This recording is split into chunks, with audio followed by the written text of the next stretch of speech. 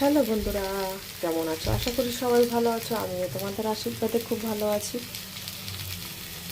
আলু কষিয়ে নিয়েছি, সিদ্ধ করে নিয়েছি আলু আর ডিমটা একসঙ্গে।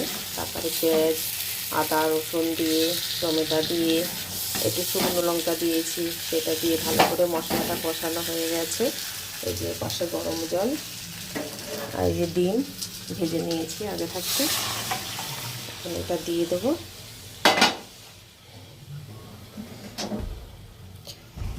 এটা ভালো করে একটু ফুটে উঠলেই, ডিমটা এখনও দেওয়া যায়, দিয়ে দিচ্ছি, অসুবিধা হবে না।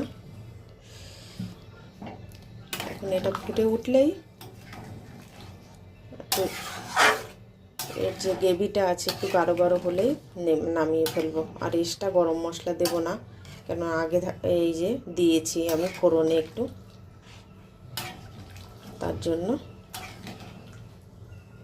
ঠিক আছে বন্ধুরা, ভালো থেকো, সুস্থ থেকো, টাটা।